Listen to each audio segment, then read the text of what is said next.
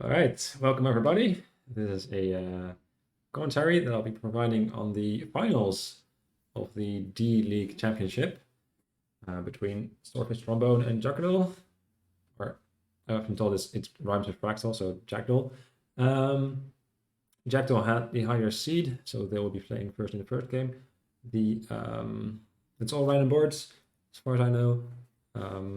First to 3.5 points, where every win is a point and every tie is half point for either player or both players. And yeah, so much for the intro. Let's see what this board gives us. There is, let's see, let's click up in this view. Is there trashing governor as remodel in effect? No efficient way to get rid of your cockroach, it seems like to me. Hunting lodge, you can like discard them, I guess. But hunting lodge tunnel is a combo. Let's see what kind of village effects we have. Hunting lodge and conclave, university as well. Possibly diplomat. Like after you've played university, your diplomat is non-terminal. As for draw, there's diplomat, there's hunting lodge, governor. We have plus buy. No necessarily plus buy, but there's a bunch of gains with university, workshop, sculptor. I guess you could call governor gains, like it enables you to get multiple provinces in a turn by remodeling gold. Let's see, they both opened. Oh no, that's a wrong button. No. All right, right. I accidentally pressed the back button on my mouse. Let's see. Oh, both opened potion and star chart to be able to top deck the potion. Both have gotten a university. Actually, both players with the exact same sequence of hands: 3 copper state potion into 3 copper 2 estates. So let's see what they do on the 3 coin turn. Is workshop any good here? Like you've already got a bunch of gains with universities. Probably no reason to also add the workshop. Draw is slightly weak, I'd say, in this kingdom. Like there's the draw 2 from diplomat. There's hunting lodge, of course, but usually with hunting lodge you want a lot of action can play to a favorable effect, which could be like sculptor, governor, university. So hunting lodge will be pretty decent, but still you have to like get through all of your coppers on the states. Initially, jakkdl opted to skip on their 3, so no workshop, no silver. I understand not getting silver, like you don't really need money, although it's like I thought it would be nice to not have like to not hit 3. Like if you're skipping 3, you are reasonably likely to hit 3 bunch if you don't add silver to your deck, but like it's not like you can remodel silver at some point, but take many couriers. So couriers is a card I don't have very much experience with. Like I played one game with it in which neither me nor my opponents actually gained it.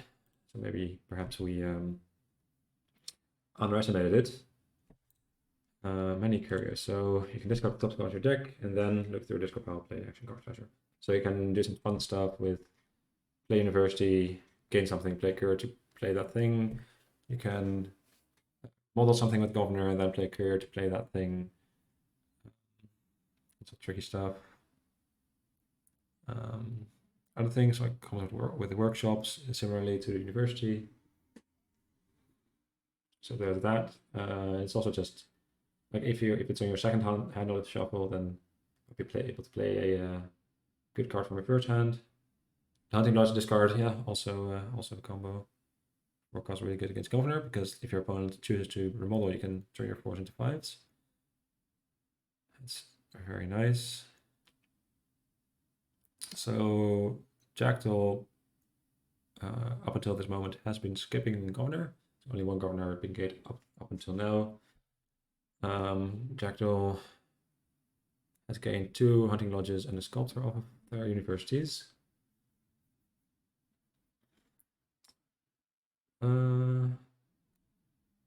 People invest very much in gaining them, but single workshop seems worth it. Yeah, that makes sense. So based on that, I'd say that you probably like swordfish spot here. So I think let's discard and then start chart to grab another card. So drawing and state in 2 coppers. Then 1 card I'm choosing and then another random card. The hunting lodge is a nice one. You'll be able to like discard the 2 copper and 2 estates, and drawing the other estates is kind of a bonus. Be able to discard that one instead of having to discard a good card. So overall, a pretty decent turn. Being able to buy or gain a 5 cost and then also buy a 4 cost. Yeah, so probably don't want too much air, like silvers or like conclaves, like cards that are stop cards but don't necessarily accelerate your game plan.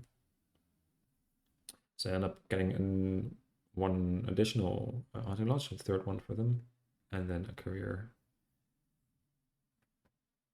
That's swordfishtrombone, slightly worse of a turn, getting their 2nd hunting lodge till now. So they've got slightly weaker cycling. They do have the governor they could use for draw. Probably likely to in this hand. Given that, like, I guess you can, like, the remodel is a bit weak on the copper. Like you can remodel your copper to a state, but that's not necessarily where you want to be. You would love to, like, university, then governor remodel something useful, and then courier back the hunting lodge to discard the last card or 2 cards from my hand, but doesn't seem like that will be a possibility for swordfishtrombone. So how's Jackal doing? Doing a bunch of stuff, it seems like. Yeah, it's looking real nice. So they've currently gained 2 cards and gain played 2 cards and another one, and have a fresh hand. So just like gaining 3 cards, using them, and then being able to like start with a basically kind of a full turn, except your deck's kind of worse because all your extra cards in play, but still a very good turn for them.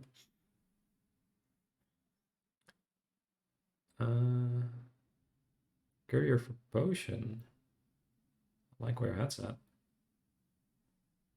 Yeah, I guess hunting lodge doesn't really do much. Yeah, more universities. So they are up to 3 universities, so 3 apiece.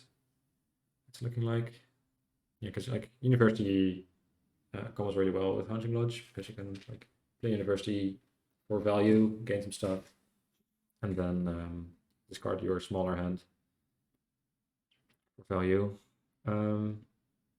So they're like courier getting governor getting gold, courier using hunting lodge to get a fresh hand. So they as well gaining 2 cards and then also buying university.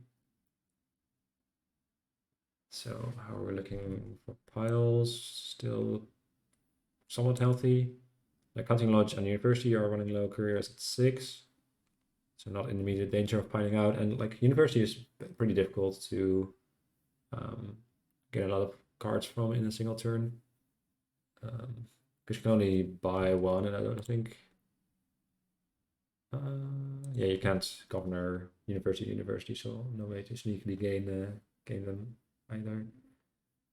I think you discard this. Yeah, would rather have the hunting lodge in your discard pile than in play, I'd say. So 2nd sculpt for jackdl here. Sword doesn't have one yet. And it does, like, sculptor does gain couriers, which is nice. And with couriers you can then like with sculptor you can gain the courier, then use courier to play the card you just gained with the universities. So pretty powerful gain and play engine going here. So this probably playing a hunting lodge, I would reckon. Perhaps as a governor to like remote on a state and just buy a university because you've got like 2 in potion here. Like if you, but you can also just hunting lodge a sculptor for courier into hunting lodge. Very nice. Yeah, I like it. You could do that again if you so choose. But then you trade the shuffle before discarding, right? Like thing for the governor. So opting not to trigger the shuffle here. Like, I wonder if you do Wanting Lodge, where you can like go through the entire shuffle that you had there, but probably a bit too risky.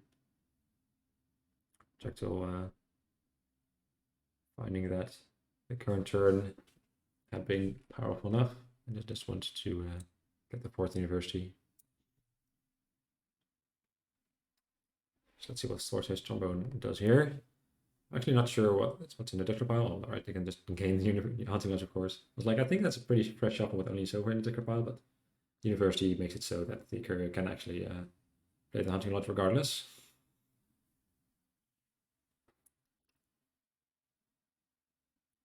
And there we go. Fresh hand. And it's looking real nice. Gaining 2 more cards, and then using hunting lodge once again to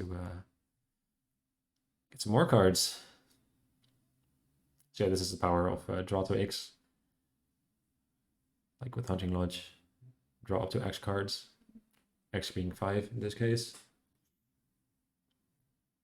And ghost cards are pretty powerful with non-terminal, possibly even terminal, like actions that provide payload either by gaining cards or providing money.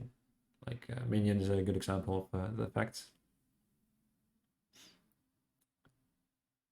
Display a bunch of stuff that gives you money or gains cards, and then get a fresh hand to do even more stuff. So yeah, these 10 starting cards not really getting in the way of their engine as it stands. So there's the first sculptor for a sword. So pretty good hand with those 2 cards showing, as well as 2 copper, and then a pick of their choosing. Perhaps sculptor. What's for governor? What do they desire? They desire a gold. That's still a single buy, so that's rough on you. Yeah, so the sword did trigger the midway through the turn shuffle, which means they had a lower density of action cards, having them draw that hand of only treasure cards in the estate. But still, a lot of cards gained there. Like if there were a treasure hunter, there were to be a treasure hunter in this kingdom, a lot of silvers would be gained if you were to play that one. So sword currently ahead in the points at least. And they also have a higher amount of governors, although jakkdl with a single swoop tied up the governor split. So they also have the capabilities of gaining golds and remodeling them into provinces.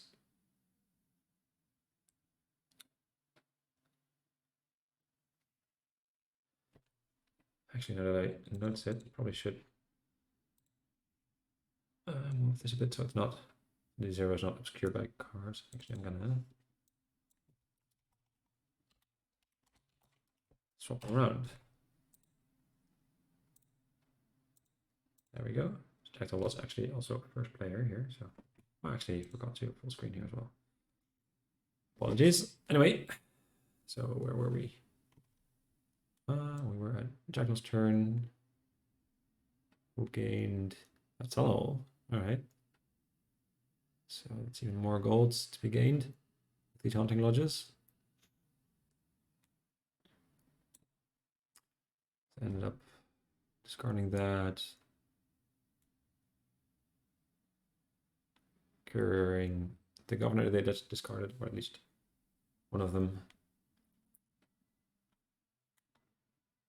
So they, as first drew 3 cards and then remodeled. The sword has remodeled their potion into a duchy, so trying to hold on to the points lead, because you have these 4 governors and 4 couriers. Doesn't take much for them to run out. But I'm not sure if jakkdl could pile them out.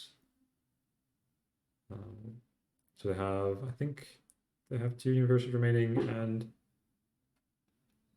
a single sculptor. It's probably pretty tough to pilot this turn, but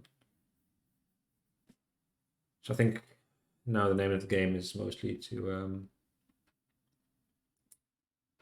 turn gold into provinces as efficiently as possible.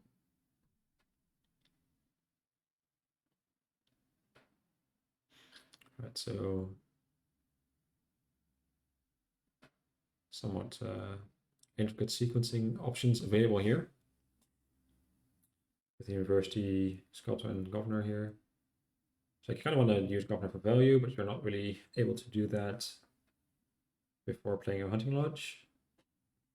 I'm pretty sure that they have a gold in discard pile, so you would ideally like to line up your governor with that gold, but you might not want to trigger the shuffle here. So they might be tracking their deck, trying to deduce what the last card is, one singular card in their deck. So they might want to play the hunting lodge and not actually discard and draw. Right, so they opt for the courier, which means they might just. I'm not actually sure what their plan is because you can't get 8 coins here, I don't think, without triggering the shuffle. I don't think you would like to trigger the shuffle. I think it's a pretty bad one. Like very few draw cards.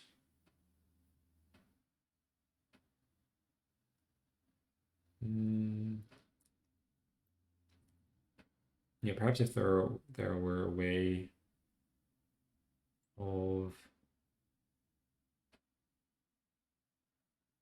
like yeah, because the last card was hunting lodge, a bit tough. Like if the hunting lodge were already to be in the graveyard in a discard pile, sorry, magic terminology seeping through.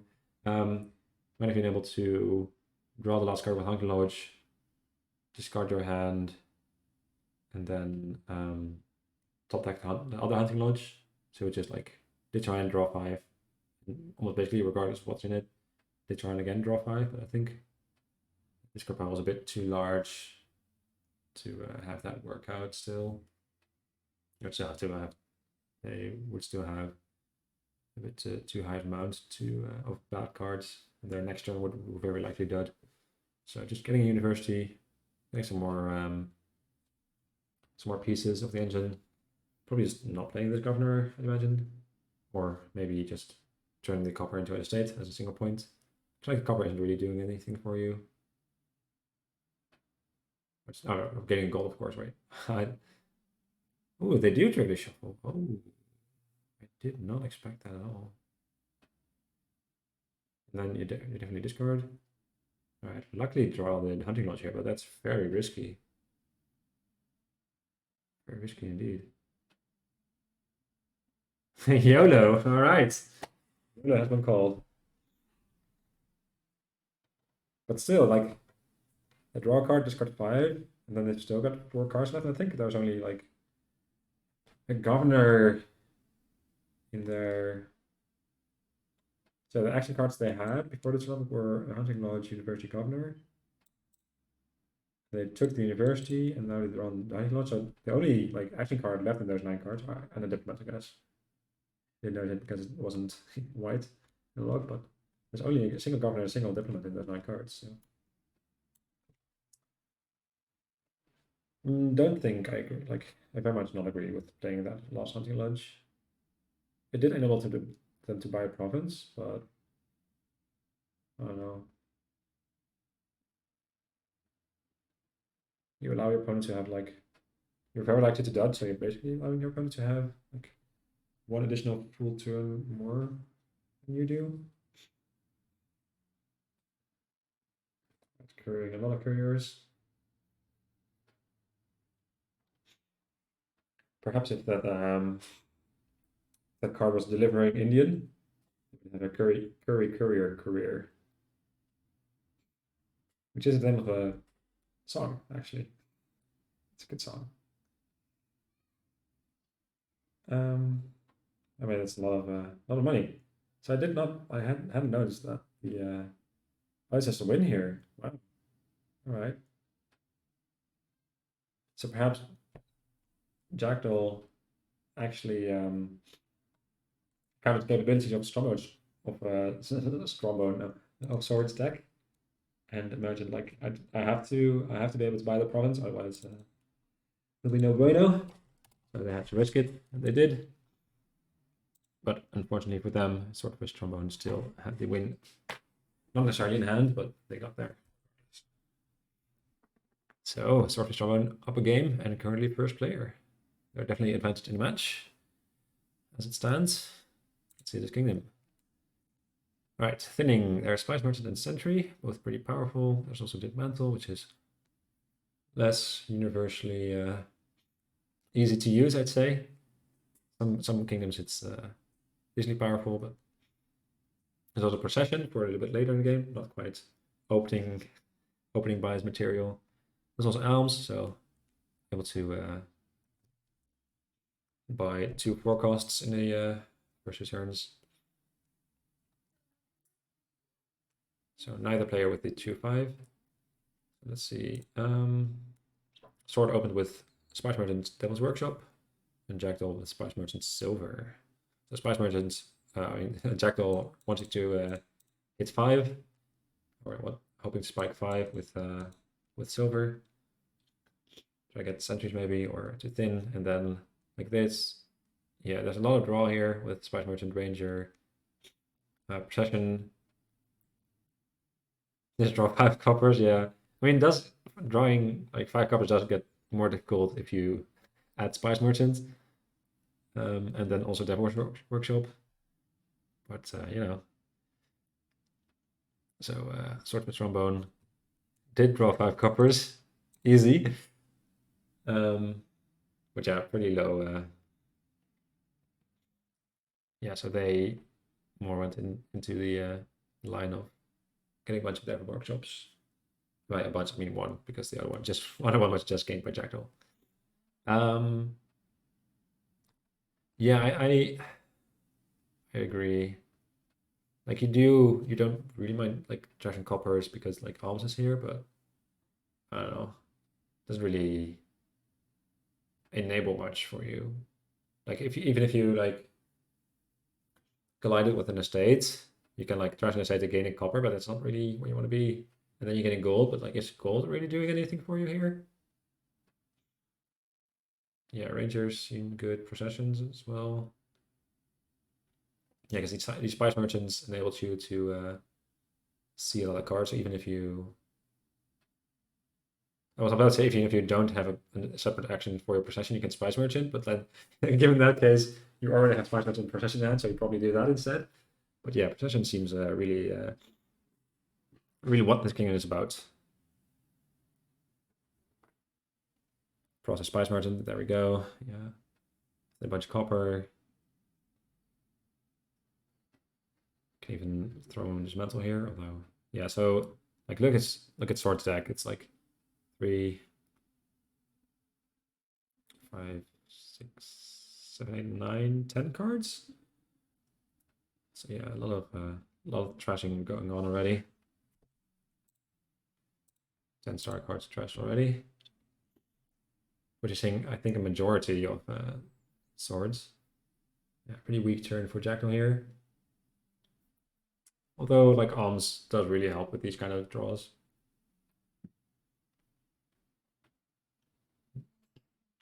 Neither player has gained a ranger here yet. Swamp Hag, yeah. Like you're not really. It's when you buy a card. Why you buy a card, so like if you're just buying Alms, you're not buying a card. So the question then becomes maybe how do you gain points? Because with Procession loops, like with Procession Ranger, dismantle stuff. I guess with you can dismantle gold into duchies without like still dodge the Swamp Hag. Yeah, Swamp Hag seems pretty slow. But like you have to like you then get another sentry. Like Swordfish is already quite thin, and you have to take something off of your processed Spice Merchant, and your options are exactly Sentry or Swamp Hag. Perhaps like Sentry being a cantrip with some filtering, it still is better than Swamp Hag. Could you see that? It's like, it is better processing fodder, like processing the Sentry is not the worst. It's not great, but you'd rather like process a forecast. But it's fine. Why would you bother getting points? Well, Swordfish currently has negative like 3 fewer points in jackdl. Yeah, you can probably pile eventually. Where to like process a whole bunch of stuff, make some additional loop-to-loops, and then maybe use dismantle to dismantle golds and duchies, like dismantle gold in the duchy once. They get 3 points, given that your opponent currently has 2, and then just pile out. Yeah, that's very fair. Points not as important here as pile pressure.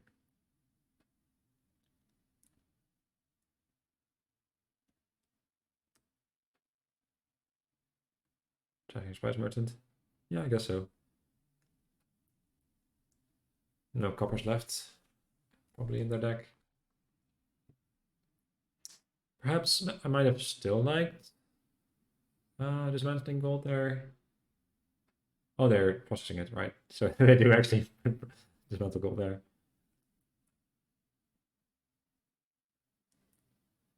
CTs are fun. Oh, camel trains, yeah.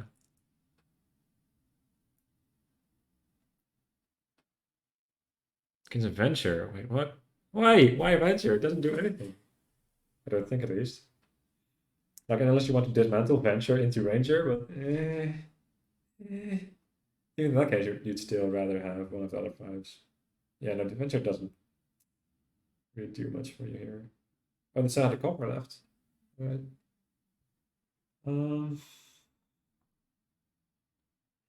Yeah, Shanahan, that's a yeah, with plus buy and gold gainers with like plus buy from the Rangers. So like if you pop off with Procession, get a bunch of plus buy with Rangers, some golds. If you're doing a single province, they can probably just like even maybe just dismantling gold in the duchy 3 times. It's probably decent each mobile if you arrive at the point where your deck's exploding.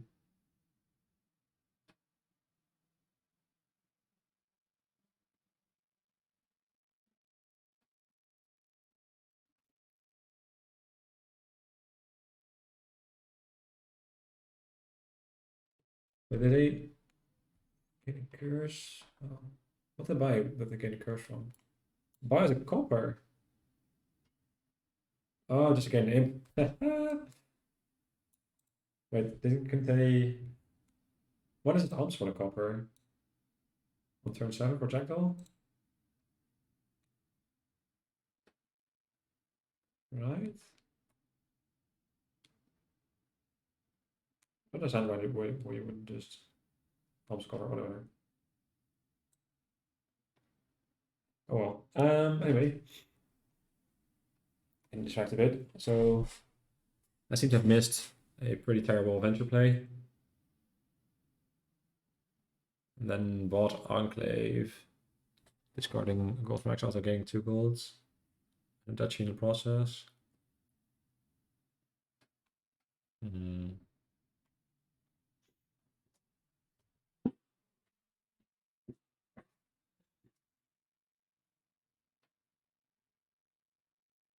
Yeah, so jackdl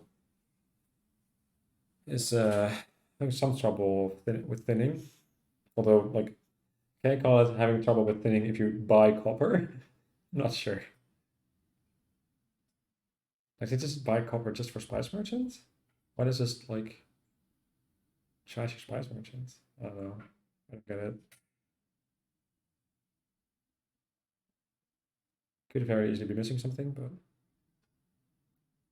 Like, I'm assuming it was for the gain for... Alright, just resign here. Yeah, the deck never really coming together here.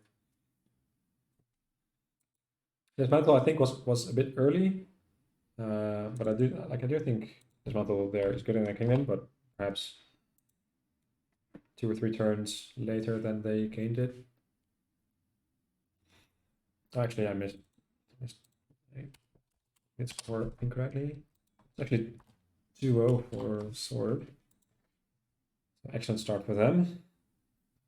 New Kingdom, there is a bunch of trashing with Chapel, Church, Temple, Sentinel, Steward, Mine-ish. Right, so there's St. Martin on top, but it's not the only buy in the kingdom. There's also plus farmers market. So like sometimes if St. Martin is the only plus buy in the kingdom and it's on top, you just have to buy turn 1, even though it's a really bad card. But it doesn't seem to be the case here. Yeah, just straight 10 kingdoms cards. No sideways bullshit, no separate piles of cards that are in the kingdom but not in supply. Just a straight up 7 base card, 10 kingdom cards. Like the only blemish, or perhaps 2 blemishes, only blemishes are like the church pile is orange and the knight's pile is different than other piles. Otherwise it's just straight 10 times 10. But so jakkdl, I think for church chapel. All right. Sword going for silver chapel. Shed church. So actually, I just noticed there's not a single village in this kingdom, is there? Well, there's Dame, the one Dame that gives actions. But other than that, pretty slim. So like Smithy, not at its best. There's a single village. Literal exactly one card in the kingdom that gives +2 action. Like the only other non-terminal stuff is Church and Sage. Ugh. Yeah, pretty money-ish. So Church does help money in that.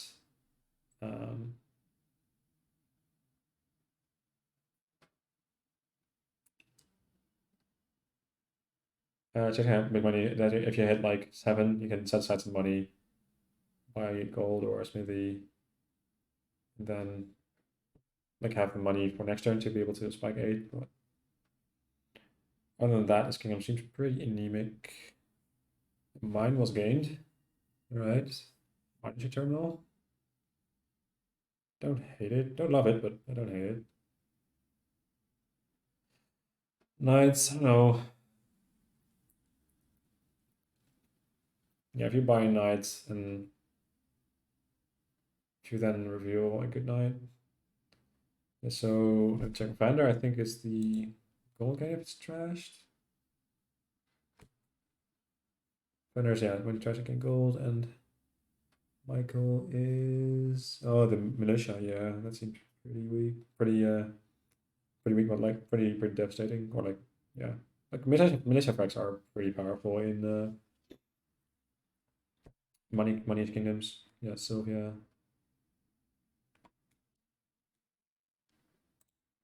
And that trashing the chapel, okay.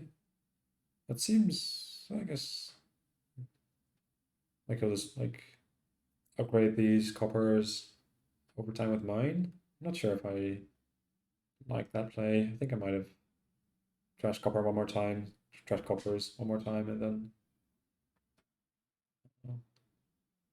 maybe get a farmers market at some point. And then just use farmers markets to gain maybe silvers to then upgrade with mine. Or you can just like, it's also not bad to just have thinner deck with fewer coppers and then just church the mine at some point.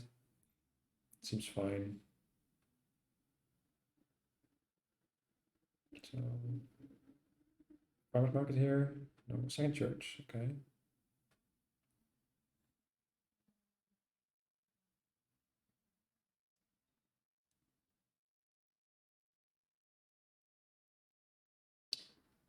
Gaining the chapels, I mean, I think chapels do accelerate you a bunch, like by trashing your estates and a bunch of coppers.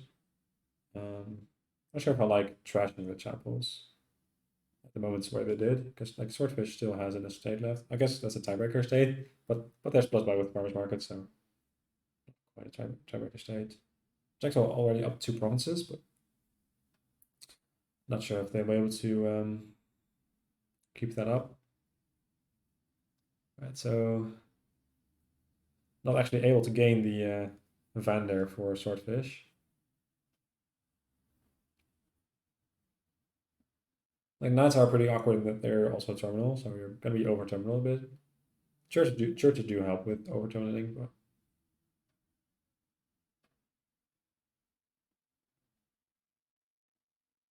I mean sword couldn't at that point. I mean, or did actually swordfish? Well, that's from Martin, right? Yeah, that doesn't make sense.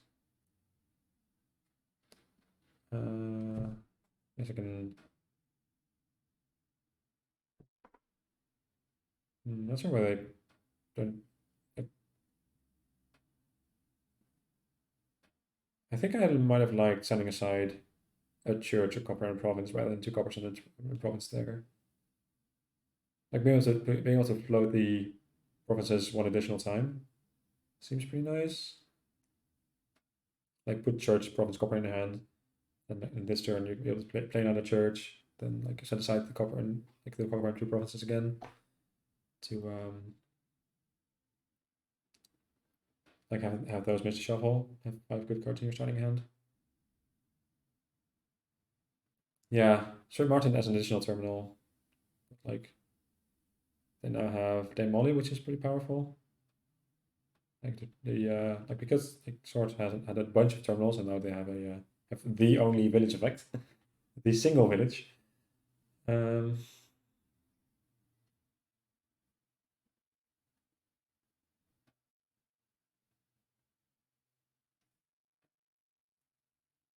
very fine.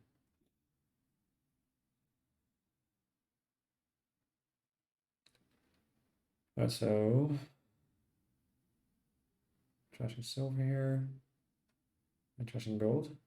Trashing gold's decent. Like trashing the money cards is decently playful because you have to spend buys on getting gold again. All in on all in on knights. It seems like probably I might trash the second farmers market here. Yeah, given the terminal situation. Probably want to set aside his mine in this province. Set aside everything about the Vander. And then play the Vander.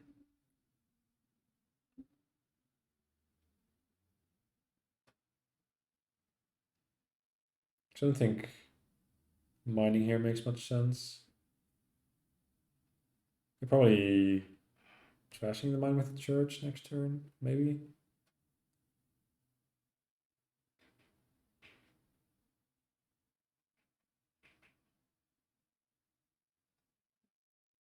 Like I'm not buying anything this turn, yeah. So probably goodbye mine. Like keep it like you don't really want to lose the molly and also give jakkdl basically quote unquote free gold with the Vander. So they did hit a knight, but not actually hit the knight. They approached knight in the field of combat, just nodded each other and went their own separate ways, and then Sir Van wandered into a mine and stabbed a miner. Which I think is a good outcome for Swordfish, like getting rid of the mine in there. Trashing their tiebreaker state. And not buying province when they had the chance. Mm. And also gaining the second farmers market. I don't like that turn from Swordfish. I think you just kind of want to like you do need to score points at some point, and I don't think Dame Josephine is the way to do that. Like Dame Josephine is even not very likely to survive the encounters. Go golden with temple. Farmers markets. And golden with farmers markets seems too easily to disrupt. Like if you have Dame Molly and 2 farmers markets, I guess your opponent, if you just leave it 2 off every turn, that works. Oh, with churches, right? like float the provinces every turn, right?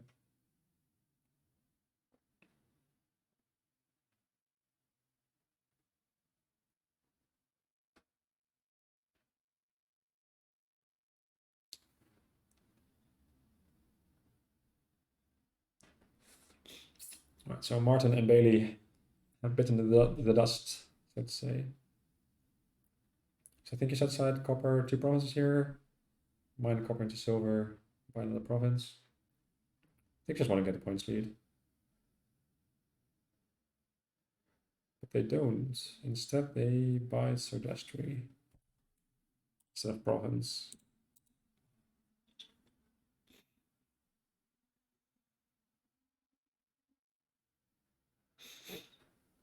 I guess it's protection, but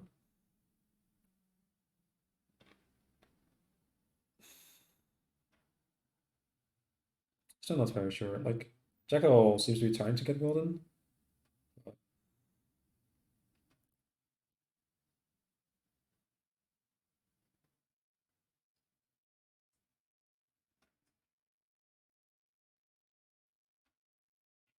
So they value playing the mine over playing the Survender. Yeah, so now they, given that they didn't hit church that turn, I think I have a lot of stock cards here. Losing mine is probably pretty good for them overall. Got 2 golds and 2 silvers left in their deck. Second silver doesn't really do much, because to hit 8 you need like 2 golds and a single silver, and like a single gold and 2 silver doesn't really do much. I guess you can just set the second silver aside with church then, most likely.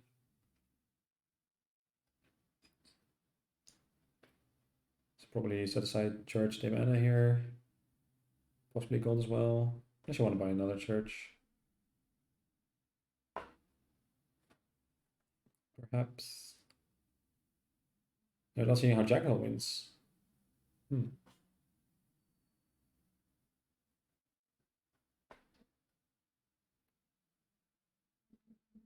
Do you think Sword will catch up in deck capabilities and be able to reliably get provinces, or do you just think that they'll get the farmers market points up and running?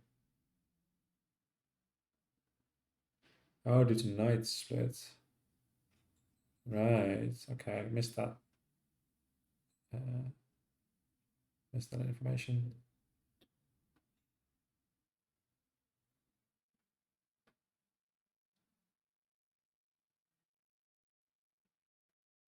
Yeah, Sir Michael seems really powerful. Perhaps Sword is trying to get rid of all knights and have Sir Michael, like, not risk Sir Michael on on a trash. But seems a bit greedy. So do you play your penultimate? Do you play the penultimate farmers market to be able to buy province here?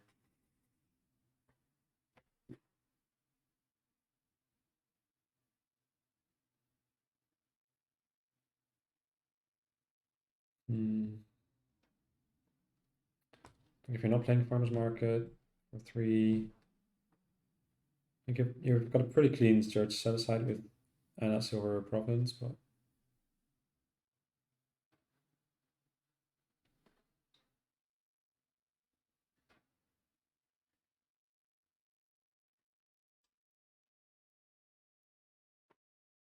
they set aside just a province. Oh, they want to keep the demo in deck. That makes sense.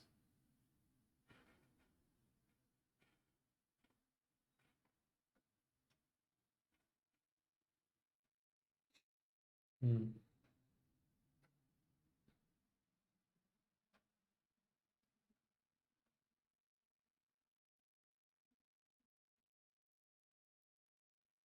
I'm not quite seeing it, but I'm also not as well versed in the knight matchups or kingdoms with knights as you probably are, so I'll defer to your expertise.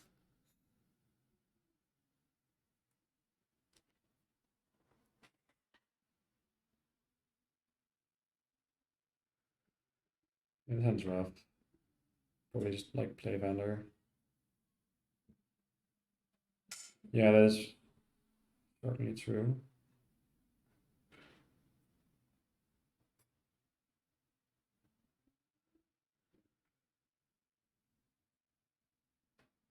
I mean, this card doesn't really hurt now. There's the upside, because the hand's that bad. Yeah, trashing gold there. It's gonna be tough, indeed.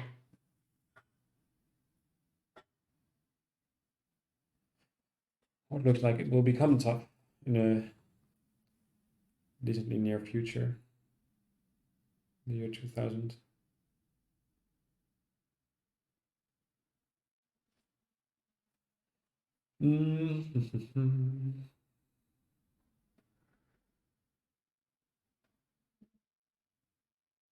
Guess sages don't really help, because sages also hit your provinces. I guess sages dilute your deck a bit, but make for some night fodder, but yeah. Yeah, the shop probably just touching silver here. Maybe, or maybe it, like, not sure whether you want to get rid of your opponent's knights as soon as possible.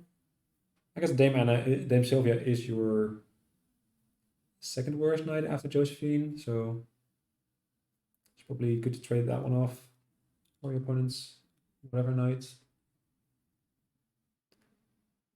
Michael has been played. We're just discarding 2 silvers and then using your church set aside church farmers market for jakkdl.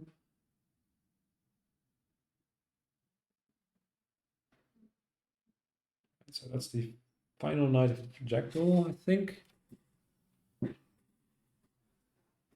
The swordfish has Molly and Josephine left. And they will be drawing both next turn. So prepare for the onslaught. Prepare yourselves. You can even buy province if they so desire.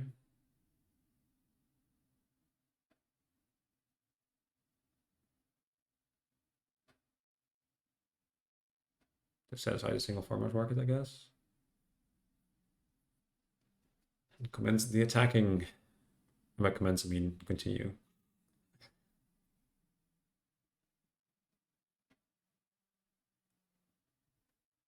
Alright, so jakkdl here as a shot off, like, can set aside, you can buy their 4th province. So set aside. Do you even want to play the farmers market? Gives your opponent more options. I think I set aside church, farmers market, province here. Alright, the farmers market double province. Gonna miss it. The church in play was there from last turn.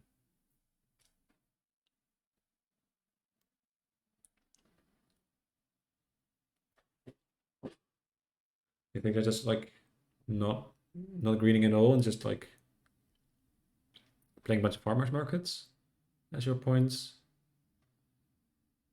And just assume that your opponent can't do anything anymore? I'm not sure if that's a good plan, because like your opponent can still church their gold, silver. Basically until their golds are in trash, yeah. Fair enough.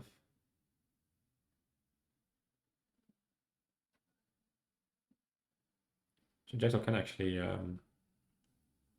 province here again. One, yeah. That's fair. So just set aside 3 provinces here, play farmers market for 3 coins by province. That's up 9 points, and then you have to really, really hope that your opponent will be able to treasure gold.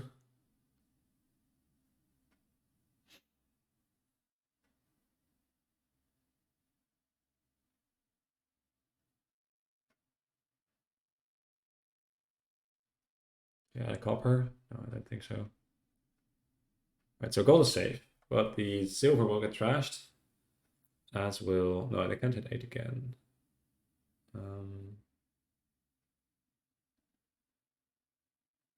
Yeah, to be able to buy money, you have to like play your money.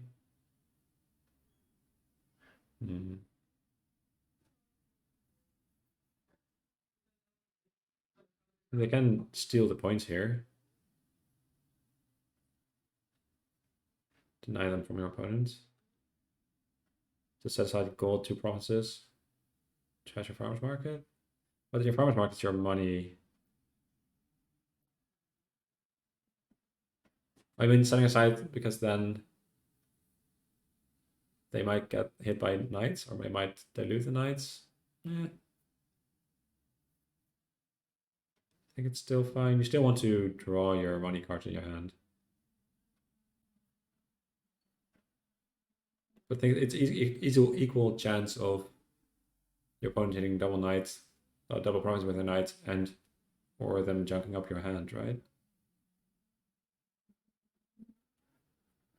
Because if you're not drawing your good cards, you're not winning anyway. So like if you draw a hand of like a bunch of provinces and single church or whatever, or maybe not even a church, then you're not doing anything. And I think you're out to win this game as jakkdl is to have the knights like to get lucky basically. Like draw your good cards in hand. To have your I think you have to play to get lucky. I think you're not winning if you're diluting your hand by diluting your deck for knights.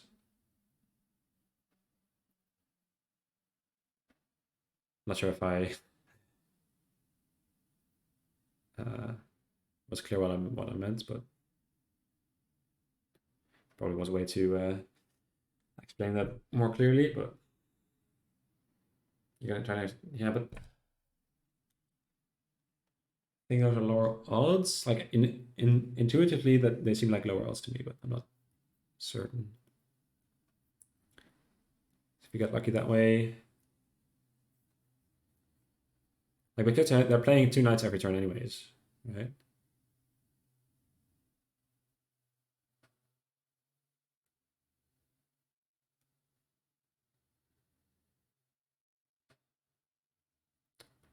So in your case, you have to have both their knights hit double province basically, or you still have to. Let me start that one again. If you do set aside provinces, you have to have your good cards in hand for them not to be trashed. If you don't set aside provinces, they still they've got more cards to there are more cards in your deck, so it dilutes the number of good cards in there, but they still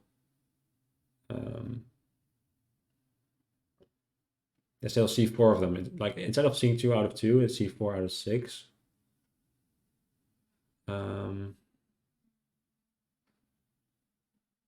But in that case, like your good cards have to either be in your hand or be in the bottom 2 cards of your 6 card deck.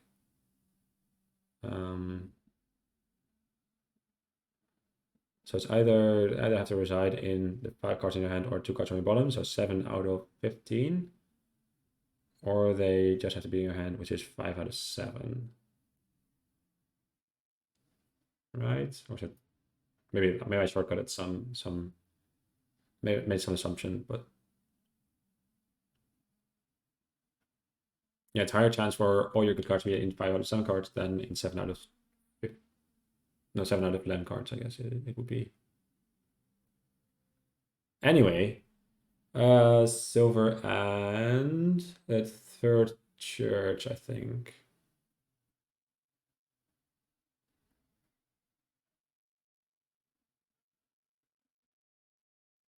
Anyway, yeah, I do like taking the points here. And then buy farmers market, yeah.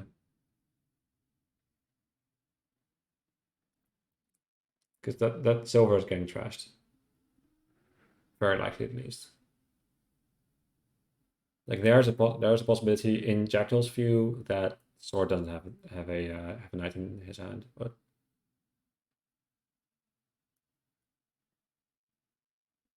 they might be playing around that. They play as though sword didn't get a knight, because I guess they didn't play any knights in there. In sword didn't play any knights in his last hand, so although they did play a farmer's market to be able to buy duchy. All right, well, lucky.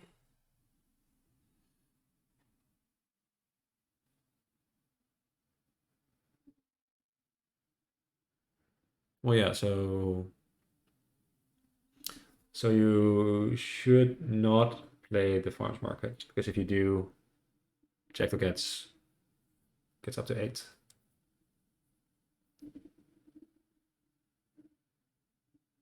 Yeah, so just the duchy there. Heads up play by a sword there, being seen through, and so quite lucky draw by jackdl here, but have to retain that luck. Yeah, set aside all money. I agree. And do you mean like market silver gold? Yeah, right. Yeah. So you just have the copper float around.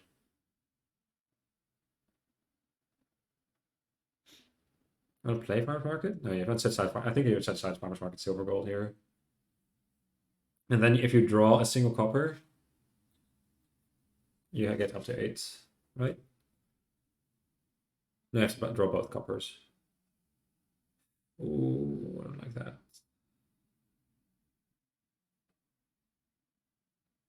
Because if you set aside gold, silver, farmers market, swords, knights can't actually hit anything relevant. Because all your 3 to 5 costs. Like they can hit church, but like the only other cards in your deck are provinces and coppers. So they won't actually be able to trash those.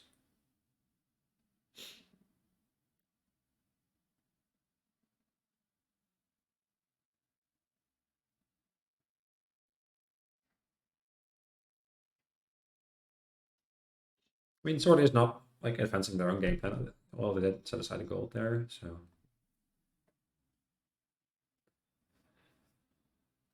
But yeah. I'm not sure why they opted to set aside a copper instead of a silver there with the church. Oh, to be able to buy a silver, right? Hmm. So if you set aside copper and buy a silver, you've got 2 silver floating in your deck, which you want have to hit 1. But if you set aside silver and buy copper, it's the other way around. Yeah, slight misstep by jackdl, I think, there. This might cost them here, but I think once again here, just like set aside farmers market, copper, gold here, hope to draw the silver. So top card of the deck is, I think, another prop. No, or church. I think it's church.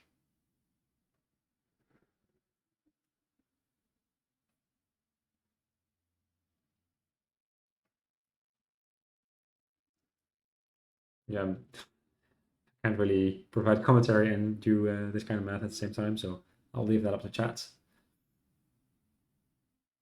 to do the math and tell me which which is better. But intuitively, I'd say I agree with Shanahan's line. I guess Shanahan and Han. Maybe just Sean.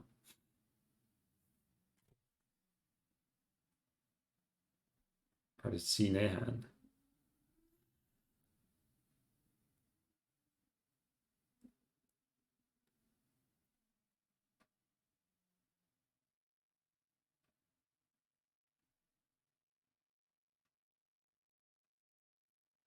Perhaps there's a T missing.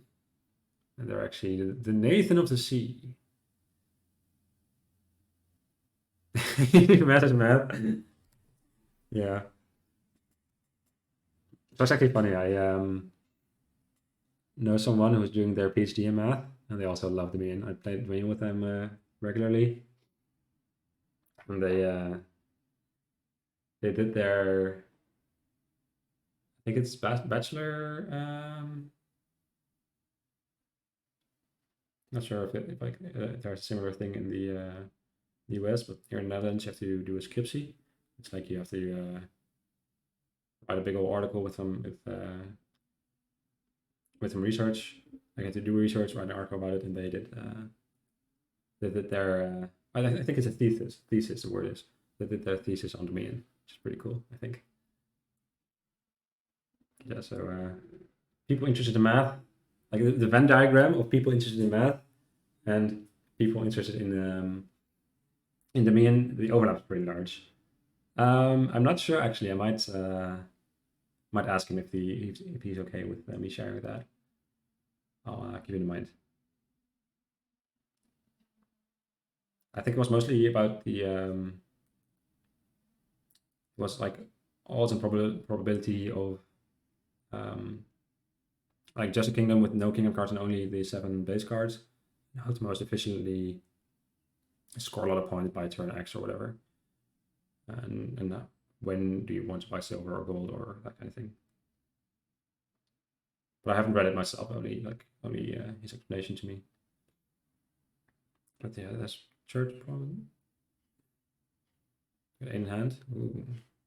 Do they? Oh, they do. Oh, very nice.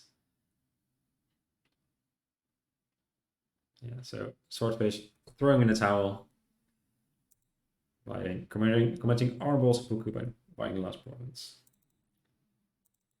All right, so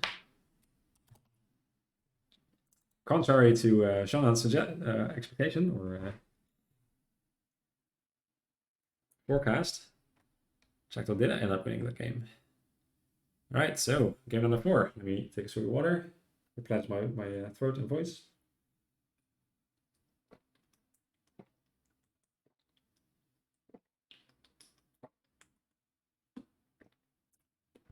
Right, so another regular 10 card kingdom. Well, both players knew that jakkdl had 8 coins in hand, so jakkdl swordfish knew that if he didn't like buy the province, that jakkdl would. So to not further prolong the game, they just committed seppuku. Right. So new kingdom, new cards. Partially governance all card. Already seen that one. Yeah, got re-elected for his term into be in the kingdom. All right. So trashing Ducat, governor for like governor remodeling. There's forager, trade routes. Trade route probably not going to be used given that forager is here. There's also monastery for trashing. So this kingdom there's only a single village in a different regard. The crossroads, you can only get action from it once. So there you can, I guess it's golem as well. Never mind. So golem hitting like bakers. Well, jakkdl, like swordfish was tracking jakkdl's deck, and swordfish flipped the only 2 cards that jakkdl didn't have in hand or church set aside. They flipped them with knight. So swordfish knew that that jakkdl had 8 coins in the 5 cards encompassing their hand plus whatever they set aside with church. So due to their knight information, had perfect information about jakkdl's open capabilities that turn. So right. Anyway, there's of course Baker here. So a coin enables you to buy governor if you should choose. Swordfish chooses so. Jakkdl goes for double forager, so getting thin quite quickly. Buying the crossroads.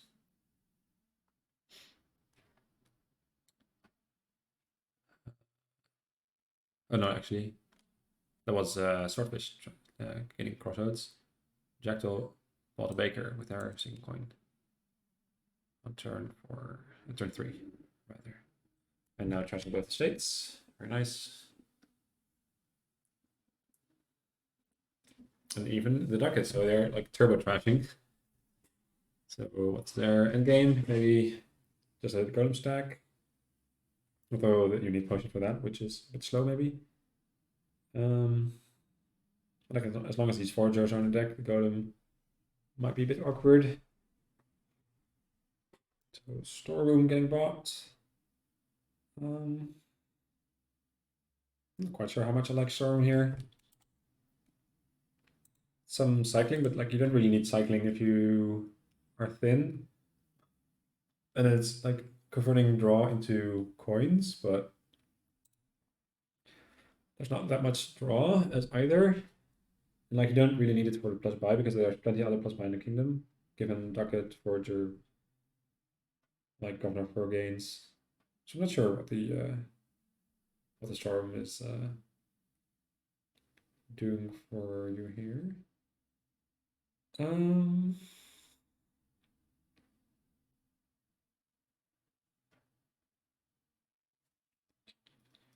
Right, so swordfish seems to be transitioning into governors to just like remodel goals into provinces,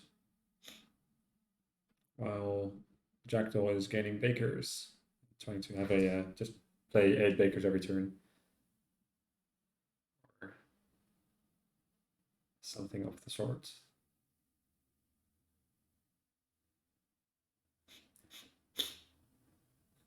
They are getting a bunch of silver from swordfish's governors. Yeah, there Sorum didn't do anything, just was a like a stop card in there in our hand. So do you take another ducat, or do you skip, or do you go for potion? Golem is like becomes significantly better if you have bakers in your deck, I'd say. But you could go for potion here, but again, possibly too slow. Not sure. Yeah, this is like crossroads drawing 2 here. Pretty fortunate, but I mean, why would you put crossroads in your deck if you weren't gonna draw it with states, right? It's just good deck building.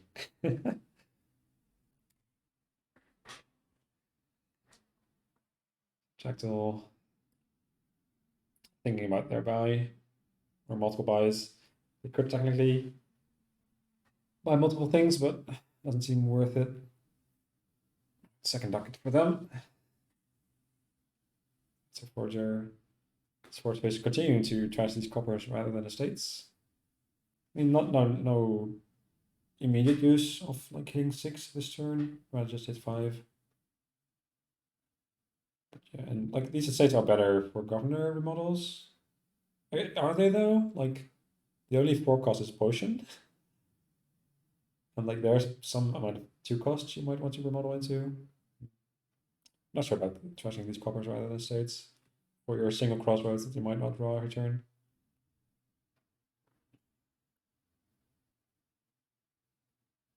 A double governor there for 4 coffers. I think I like jakkdl spot a bit more here. They've got a more lean, mean deck. All swordfish has the storerooms, estates, and monasteries, as well as the crossroads, which I don't love. They are quite a bit ahead in the gold department. While jakkdl is stuck with silvers, I want to say.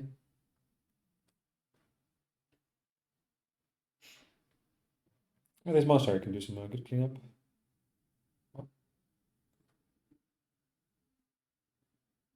I should discard the estate. Not sure why you discard this estate for a coin. If you're not gonna buy something with it. Like you might as like they could have like Swordfish could have just trashed that estate instead of discarding it for a coin. Yeah, exactly, Kubu. Exactly.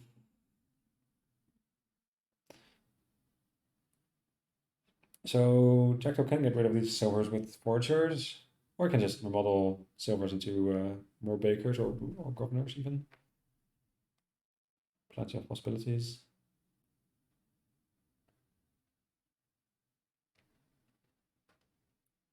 Want to play the governor first here?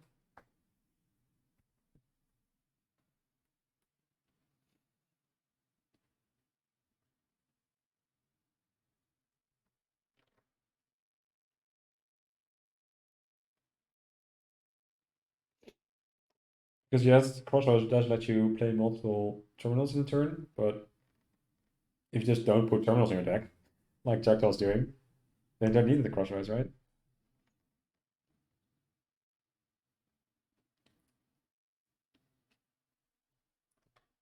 I think it is crazy. Like it's you either have an estate in hand and a crossroads, and you basically use crossroads to replace your estate with other cards while still keeping your estates in hand. Or if you don't have estates, you just don't draw the estates and draw the other cards instead. So I think it's only better if you have either multiple crossroads or if you have storeroom, but like they're playing a storeroom for like 2 or 3 coins as a terminal card. Don't love that. Don't love that at all.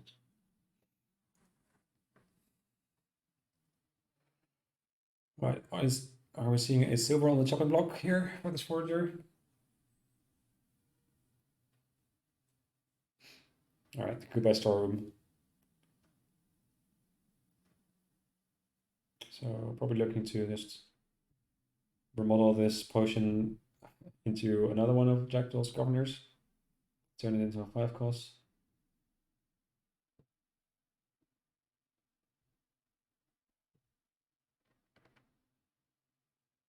Yeah, maybe. Crazy and not good. It seems that I have a smaller margin between crazy and not good than you do. Out of place is maybe a good term for it. Like opting not to trash the silver with forger.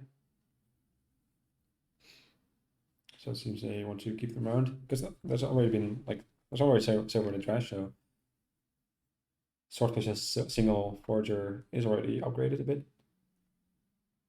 Oh, they actually trust ducats to really upgrade the forgers. Ah, missed that. Kind of like it. Like you know that Swordfish has only 1 forger in deck and you've got 2, so upgrading them to 3 coins does make some amount of sense. And they buy the last governor and the gold. So what's the governor situation? 5 to 5?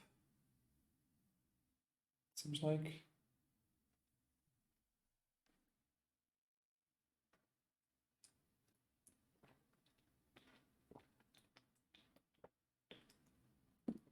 Right, and so it begins. The gold remodeling as well as the crossroads draw. Let's monastery, makes sense.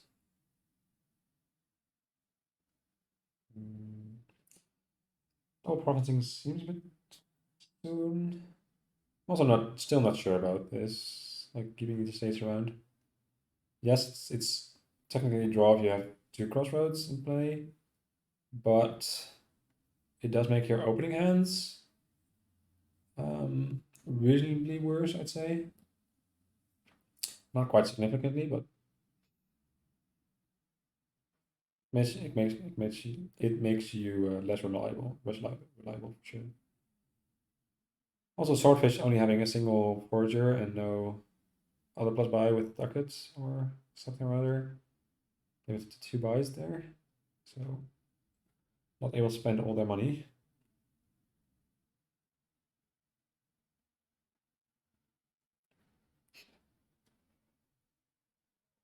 Right, so here, foragers don't really have great targets yet.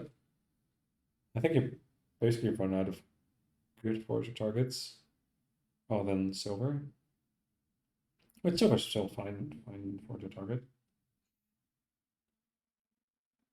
Perhaps, but I don't love it.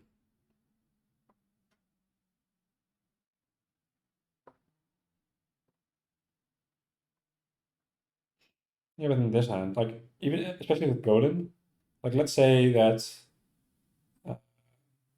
Swordfish had this hand, but instead of the two crossroads, they had some other random cards, like one maybe one victory card and one gold or whatever, and then the golem hits the crossroads. That's not good, right? Like I guess the golem would hit a cantrip then. But it seems a bit awkward with golem. Like last turn, they were able to play some of the governors would draw first to have their crossroads be like upgraded, sort of. So they drew 3 and 4. But if you like hit them with golem before you reach that point, that seems a bit awkward. Is how I describe it. I think it's rather just not have the estates and also not have the crossroads.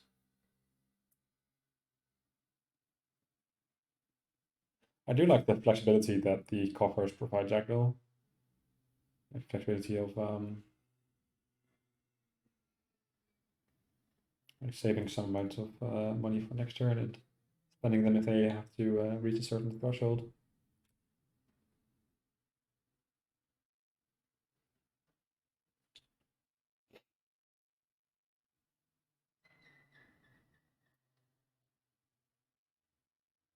Ooh, you're right. Yeah, if you like slight missequence there. Indeed, probably want to. Well, unless you're playing them all for playing all of them for golds, I guess. That doesn't matter. But if you do end up remodeling, then yeah, you should have remodeled before playing forges.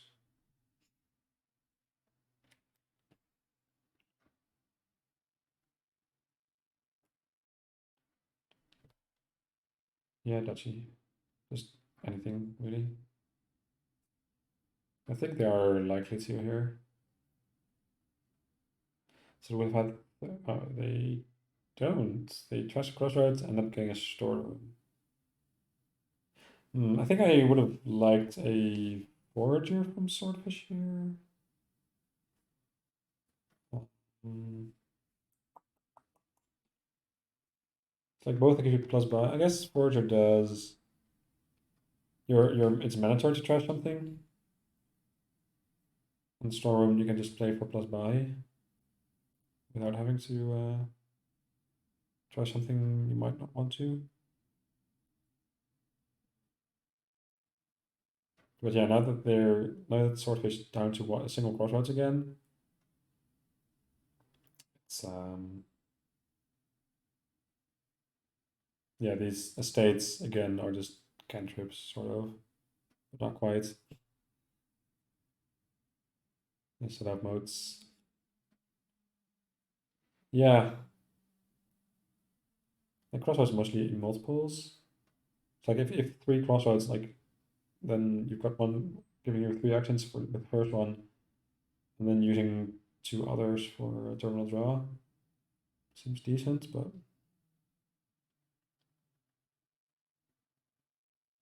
if you have 2, the second one is pretty good. Like I think 1 is the worst amount of like the worst amount of crossroads you can have. Like 1 is worse than 0, and 1 is also worse than 2. So I don't quite understand trashing your second crossroads into a storeroom. Perhaps they figured they like absolutely needed the buy or the plus buy, but I'm not sure if I am convinced that's the case.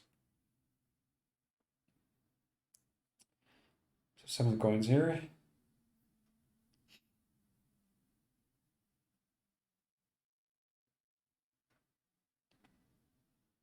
And 2 covers for crossroads in the storeroom. No, I don't like that. Don't like that at all. Like I think I'd rather just have 2 coffers than their crossroads.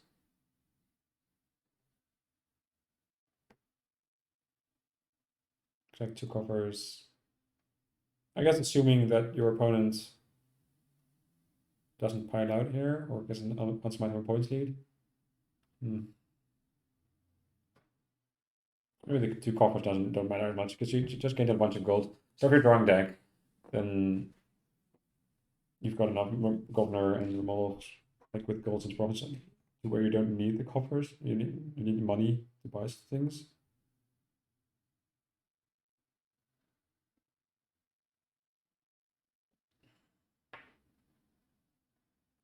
So a bunch of draw here. One remodel, then 3 draws. Yeah. One more remodel. Put you at 27 points. Are you able to buy 2 more? This forger can gain 5 coins.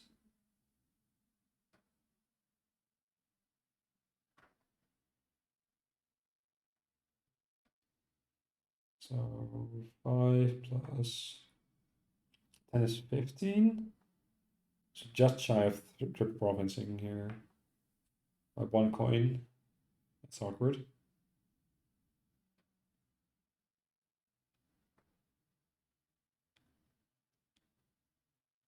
So if you just buy, like if you remodel into province and then buy duchy estate, what happens? Or buy province duchy estate, then you would be up to 37 with 2 provinces left in the pile. So we're up by 28 points. And jackdl would have to score 2 provinces for 12 and 16 more, which is 6 duchies. That seems tough. I think it's just buy all the green cards here. I don't think there's much, like, jackdl has much silver left. Because there's only 4 silver left in the game, and swordfish actually had 3 of them. So jackdl only has 1 silver and 2 foragers left as 3 costs in their deck. And a single storeroom. So it's 4 3 costs. Yeah, so this seems really tough. Actually, it's a 30-point lead instead of 28. They played Governor for draw instead of remodeling. And then you storm to get 6 coins. All right, yeah, that's probably better. Getting triple province instead of province duchy estate. Yeah. 30 points now. So even single province and like hex double duchy doesn't do it. That's 27, so you need 7 duchies, a province, and 4 states. That's impossible.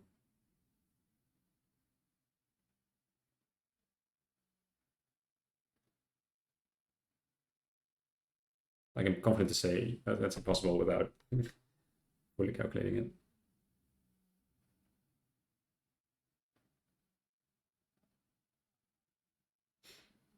Like only single crossroads to draw. I guess you have to like assume that swordfish duds, like completely duds, utterly duds, and just like governor all these silvers and duchies.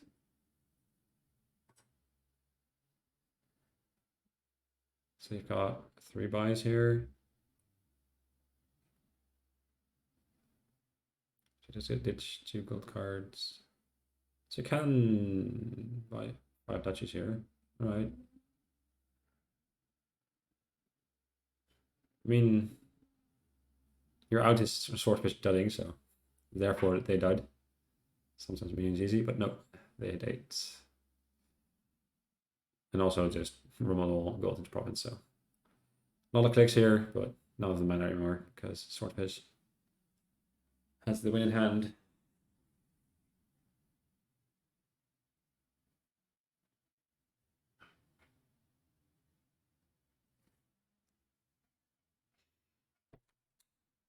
Right, so after 4 games, Sword is on match point, and jackdl has to win 3 in a row to be able to clench out the victory.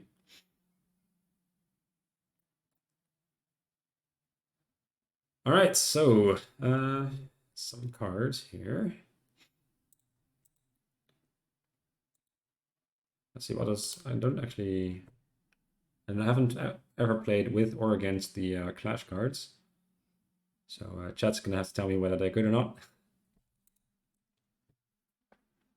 Let's see, there is Mountebank. Oh, the dev guides, I think it's like the guide. Yeah. And so for trashing, there is Trader.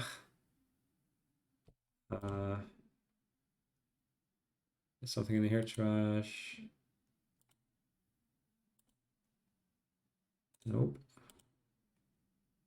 Neither do these, so no trashing other than Trader. Do we have another draw? There's Hunting Party that can skip your starter cards. There's Wishing Well for draw.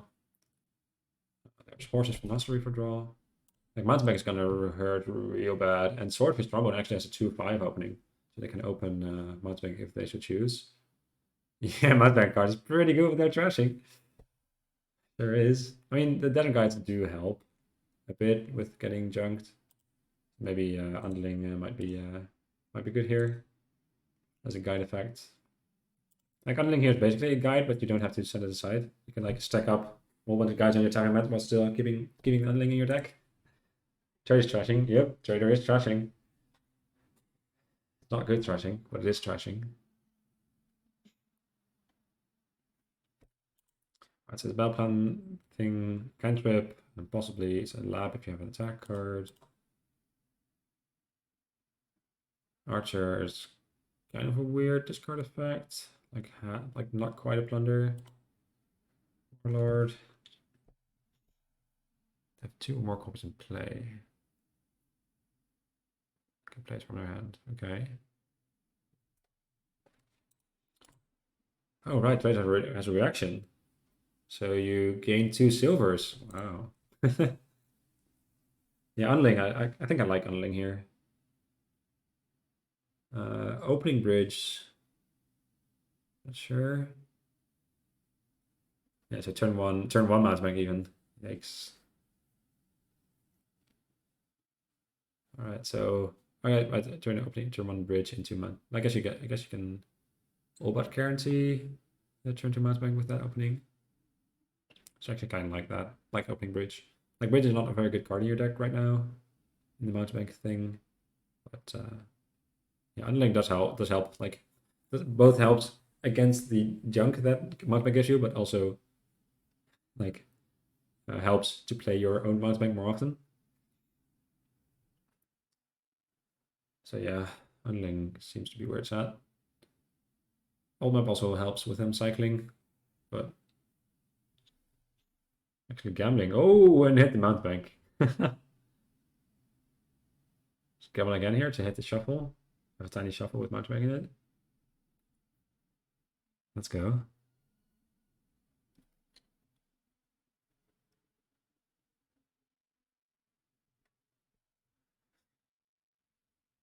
It's pretty nice, nice sequence for jakkdl there. Are able to buy an additional Mountebank here. So does Sword though.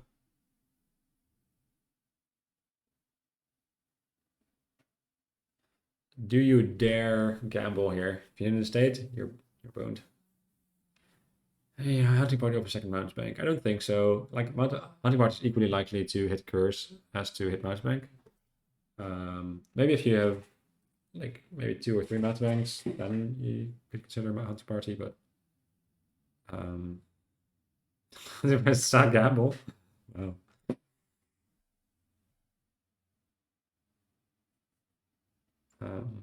So I'd say not yet, Ender.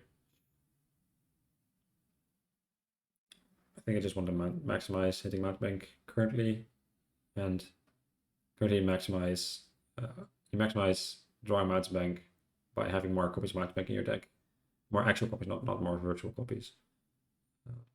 But like if you have some amount of Mountebanks in your, like it's also a bit awkward. I guess no point. Yeah, that's pretty pretty funny for sure, Kubu. Yeah. So even though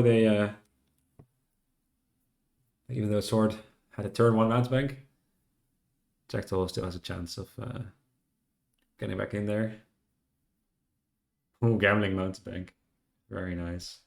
Wow. All right, that hurts. That hurts a lot.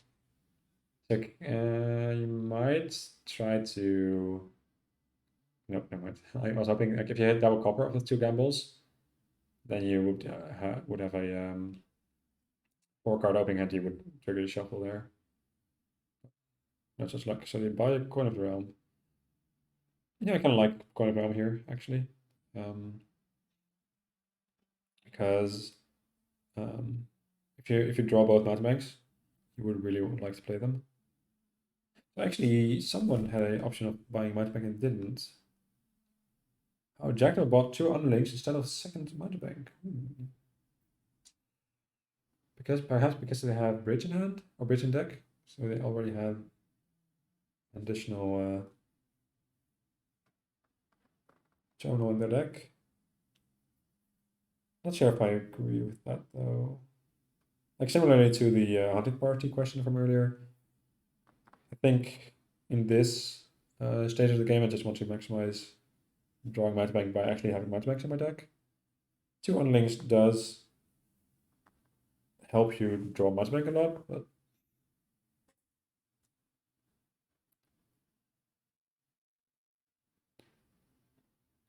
I mean battle plan is just a is simply a laboratory.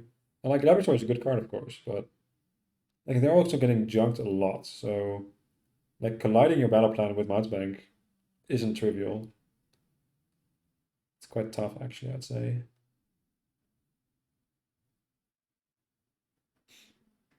Six here. Guiding here. Right, so they. Not sure if I.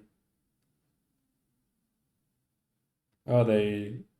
Were they guaranteed to hit that mountebank? Probably. Perhaps not if they hit the last card. If the last card was also a copper, then this was probably a good play. Let's maybe coin for jackdl as well here.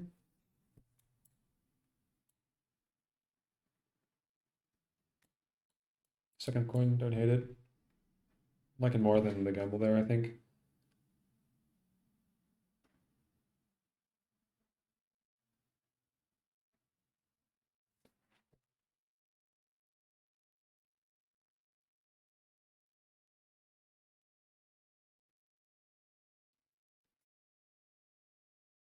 Oh, no, no.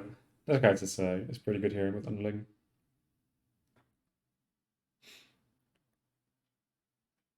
So Voyage works with gamble, right? Play 3 cards from your hand. So if you gamble something, it doesn't count for Voyage. All right, that's kind of nice. Yeah, certainly dizzy. They're still pretty new, so you can't blame them. And like, there are like there's only I think there's like 25 of them, and only maximum of 1 ever appears per game. So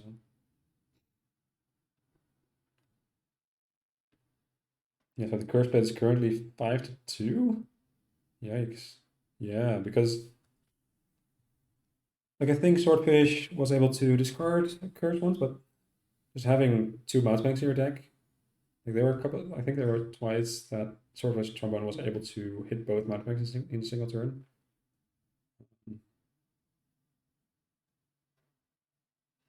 It's pretty interesting. This is good. This is a very good turn for jackdl though. Voyage and unlink plus bridge. Plus a bunch of copper, so. Oh, this is a orange turn. Never mind. Oh, never mind. I thought they played Voyage this turn. Never mind. Never mind. Never mind. Yeah. I lost track of where we were in the game. That's my bad.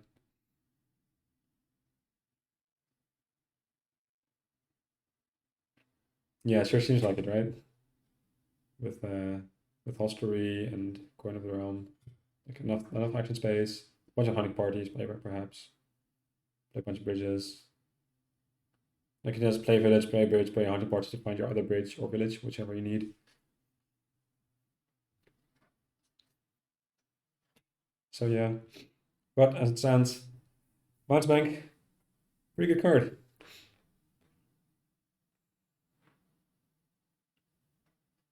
Bridge game also, bridge, maybe. Like I don't have enough experience with classes yet to know if that would be hurting enough.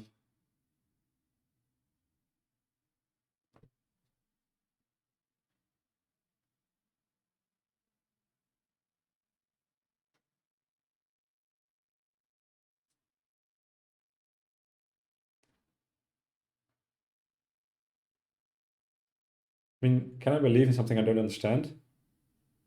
I guess there's religion is a thing that exists, so never mind. Yeah, gamble also is not being helped by these coppers and curses. Is this good enough for not spend a favor on?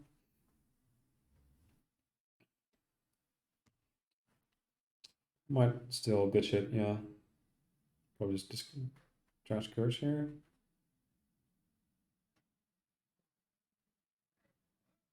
Yeah, but trashing, like you'd ideally have a trader in your hand when your opponent mounts banks and then favor it away because playing the trader is not that great. Probably gamble here, try to hit mounts bank or voyage. Voyage would also be really good to hit off gamble. I guess adding 2 silvers to your deck is fine with gamble. So either you're trashing the states or you're removing 1 stop card for gamble and adding 2 blanks for gamble basically. Or you're trashing a curse, like removing a stop card for gamble and adding 0 blanks. I don't know. Not sure if trashing curse or state there is better. Because the 2 silvers are stop cards for your like opening hands. Not for your gambles, but for your opening hands, so you're less likely to find mountain bank that way. Void's turn with Sunken Treasure and mountain bank. Nice. Perhaps a hunting party here. Hunting party does help you find your voyage, find your mountain bank, find your other things.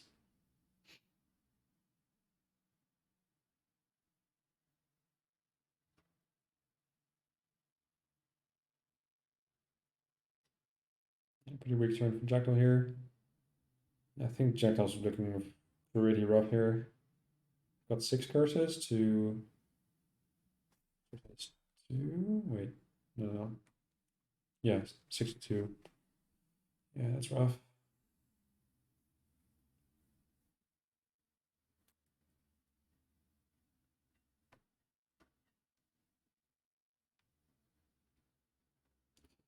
China station with trader you need a gold for every bridge past the 3rd one.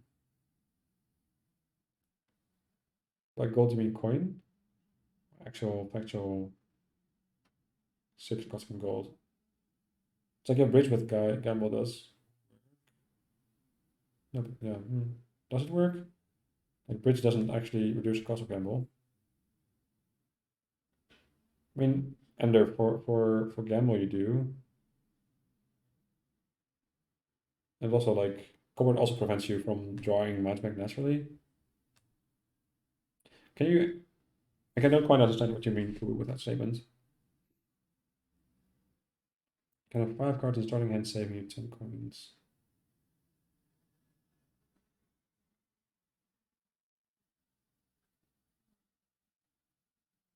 I'm still not really understanding what you're trying to say.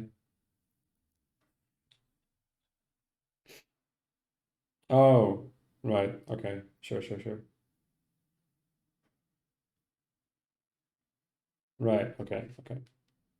See what you mean.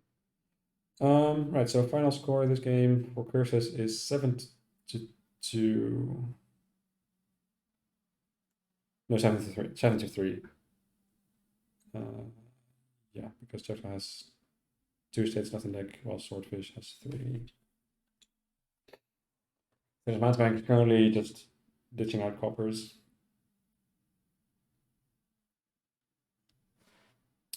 Right. Are we gaining the Warlord? Able to. Got 5. Is it better than hunting party though? Apparently so. So I have to read it again. An action, so it's kind of like a laboratory, and it like kind of annoys your opponent. But like with Jackdal's current the state of Jackdal's current deck, I think Jackdal's already hard pressed to like play 3 action cards. Period. Not mentioning like they have to be the same for them to get blocked by the warlord. What does territory do actually? Worth perfect different name victory card. Okay. So up to 5.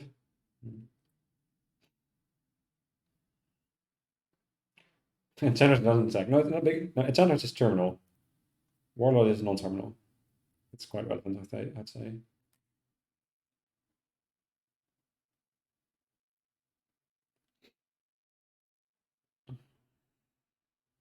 So do you play Mountebank? Give your opponent a copper, maybe, unless they have a curse, or do you just trade away a curse? Or do we trade away a Mountebank? Okay, call coin, right.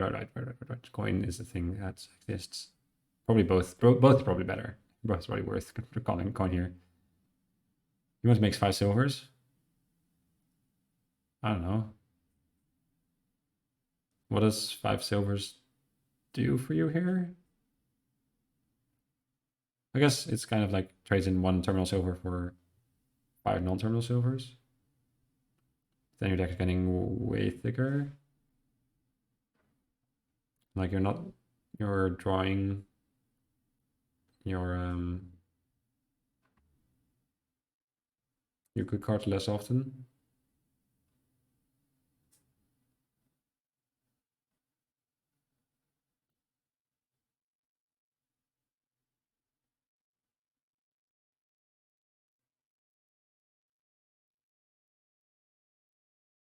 Decent turn for Swordfish here. Hunting Point revealing estate, unlucky. Although I could also have revealed curse, I guess. Checking the deck, have good cards here. That's very fair. They do have a voyage and period. They have a voyage, 1 singular voyage. Yeah, it's not great, is it? Yeah, I think it mostly comes down to like the 1 turn that they bought double Underling instead of second Mountebank. That seemed like a fork in the road. Like I think if they would have bought second Mountebank there, this game could have been quite different. And territory is like a gold that also gets you 5 points in the top card. Right. Warlord Voyage, so not actually hurting jackdaw, but like it wouldn't have hurt them otherwise either, so whatever. Spending favors on your voyage turn. Bold.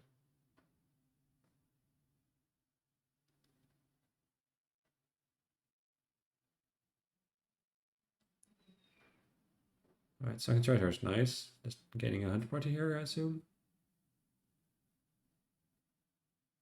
Getting hostelry. Oh, hostelry with 4 horses. Yeah. No, you're not playing the coppers anyway in your voyage turn, so very nice.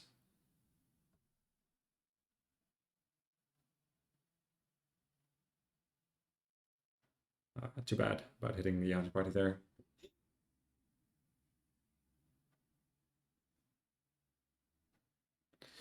Get safe waters off a non-voyage turn.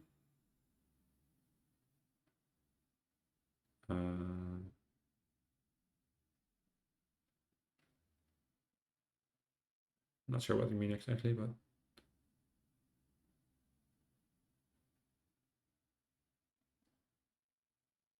yeah. Sure.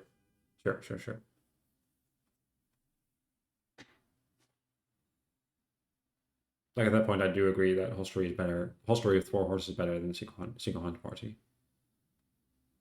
Yeah, Jackdal's deck just not doing anything here. Like I've mostly been focusing on the curve split, which was 7 to 3, but like those 7 curses also came with 7 additional copper. So it's actually 14 junk cards to 6 junk cards, which is a big difference. Like 8, a delta of 8. But like, dude, those traders don't really.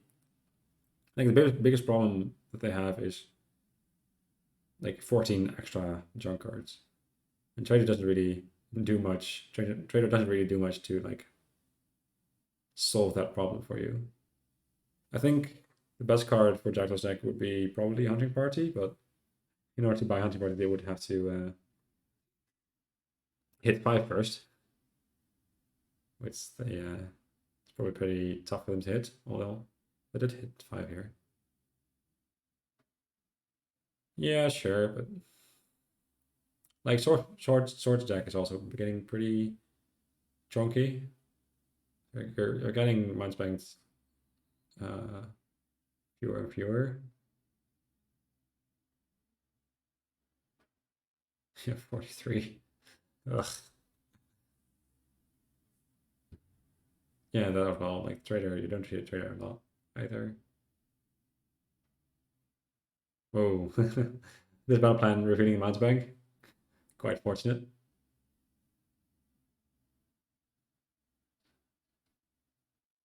So they could opt not to trigger the shuffle if they don't reveal Man's Bank here. I guess they might, or they just don't play Man's Bank battle plan, I guess. But they don't mind triggering the shuffle on links and battle plans. And I think I agree. Like, got a lot of draw left. It's looking good. Got 7. So we could buy a hostelry with 3 horses or an hunting party. Gamble, that works.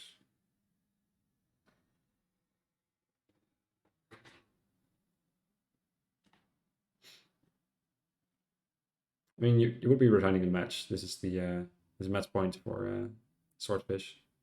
So I think Jackdaw has to Jackdaw has to still win this game and then 2 more in a row. Or this game, the next game, and then tie and then win the last one. Because I think once if it's 3.5 to 3.5, there is a tiebreaker game. I'm not sure about that. But...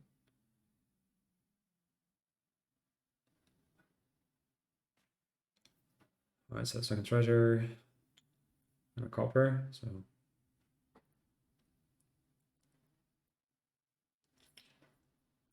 not the greatest white's turn, but still fine. Still upholstery for a lot of horses, so probably worth. So it's 6 here, so yeah, but like they can't really resign given the spot in the match they are currently in. If this was game 1 of the match, I would probably resign as well.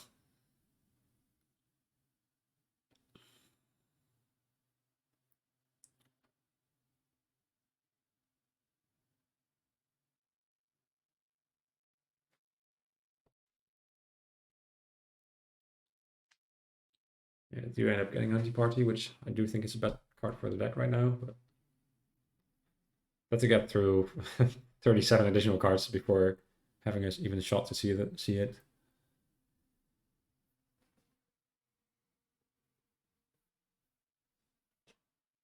It's gonna be this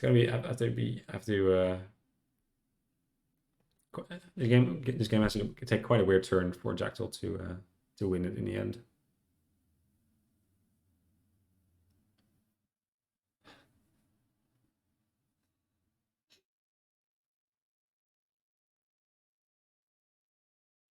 So how do you most efficiently, or like either most efficiently win the game here, or maybe how do you play in a way that Jackdaw has just no shot anymore?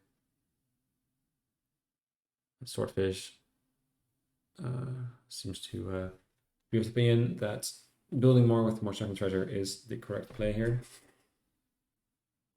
How many turns would Swordfish have to pass? Probably a lot. Probably like maybe 10 wouldn't even be enough. It's currently turn 18. Well, 10 might be enough. Would that be enough? I don't know.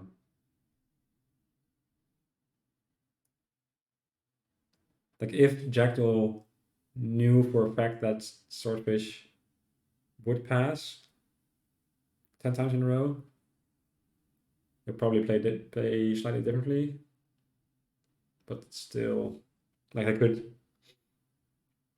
maybe try to pile underlings and coins and then buy a single province. But even just buying a single province is a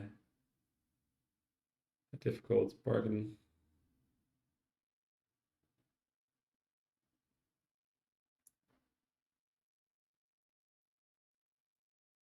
More difficult, not a bargain. Whatever, you know what I mean, probably, hopefully.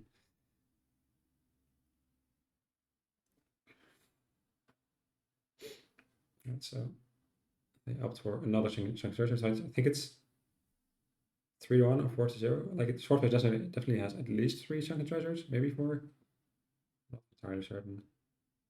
I said they get to play Warlord Trader here, Trader Trashing and Curse, maybe. Or Trashing Hostelry for 4 silver. I don't think Swordfish is in the market for silvers though. So just getting rid of Curse.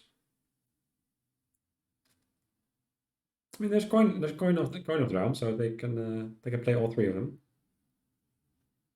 Like collecting 3 terminals is better than collecting 2 terminals.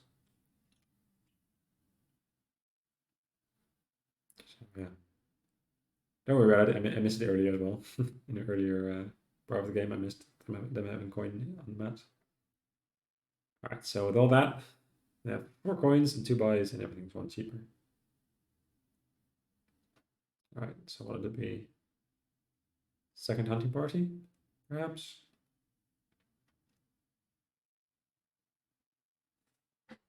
Yep. I like it. That sounds good. Hunting party Arling. Not too shabby. But yeah. Swordfish trombones.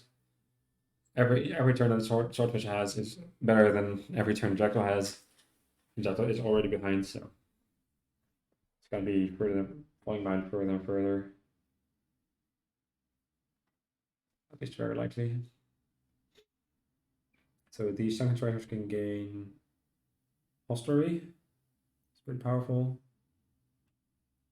Or wishing wells, less powerful. They actually opt to play the coppers. Oh, they're getting distant shores, right? So they're getting a point lead, like piling out the Odysseys. Then after that, the pile's gone, probably trying to pile the underlings. You could buy an underling here. I think accelerating the piles does make sense. Oh, gambling is also a fine choice. Ends up opting for Coin of the Realm. This Coin of the Realm is easier to pile out, but so I'm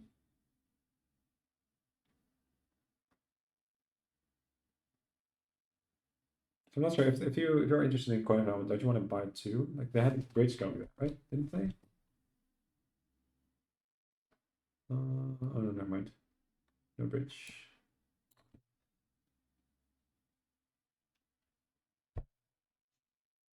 I mean, it's still a lot of estates.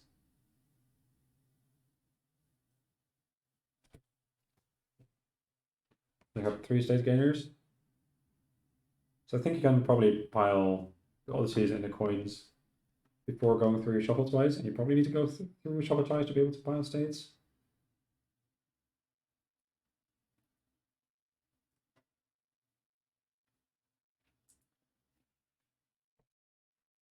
Play all those, call the coin.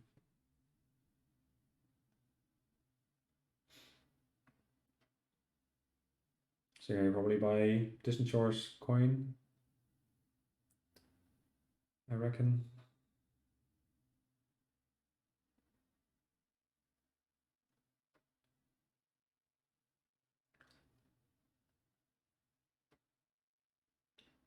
I think as jackdl you have to pitch this with guides. Like having a 5 card hand is better than like playing voids not doing anything and then having a void turn. I'd rather have a 5/5, like a turn where I'm not limited by void, and then turn where I'm limited by voyage. And I have party of the silver. Trader for what? +1 point. Oh yeah. Get that bread. But yeah, this is even more hopeless than that was before. And it's only been 3 turns.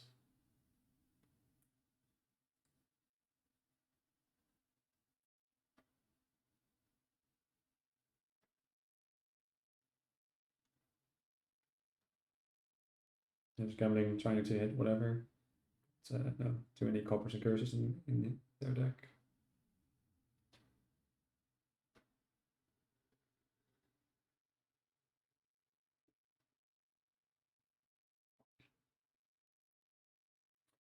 Curse there is a wonderful discard. And this might even be game with a. Oh, never mind. They have to like pile 4 cards to pile. And actually, no, because Sunken Treasure can't gain voyage or coin. So maybe they should have gone for underling instead of coins. Like try to pile out the 5. Like at some point, the both the underlings and the coins were at. I guess they can if they don't play the underling here. And they do hit. If they would have hit Sunken Treasure, then they could have piled. But well, actually no, because then they wouldn't have 2 coins for the coin of their own. Probably just Warlord here and coin. Maybe Warlord, Underling.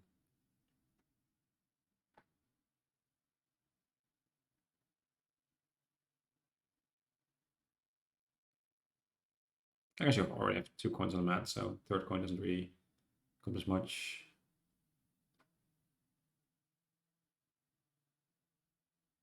Buys a 0 cost silver.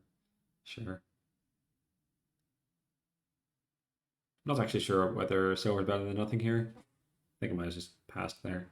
But I think you can probably click buttons at random and you probably still win in Swordfish's spot, so can't blame him too much.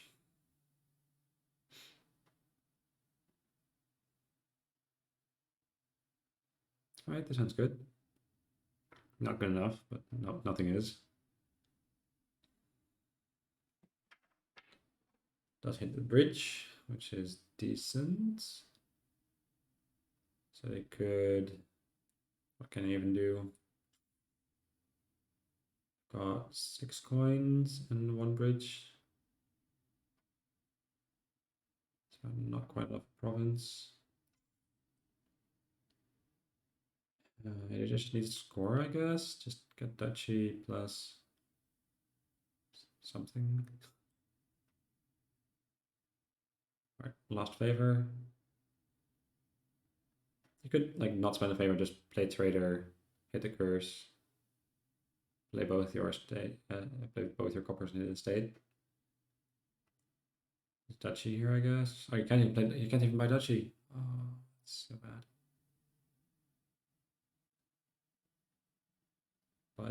Yeah, I think I would have preferred not spending this favor and just like getting two points out of that first hand.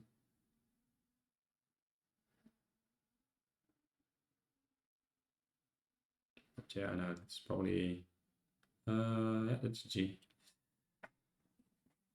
All right, with another resign. It's pretty like excellent showing by Swordfish there, winning the D match championship or D championship match for season 52, I think it was. It's 4-1. They played pretty well. jakkdl did as well, but some less optimal lines that I noticed, and also maybe just in general strategy. Not sure. So pretty good though. Anyway, that's gonna be it for the video. Thank you for watching, and catch me another time.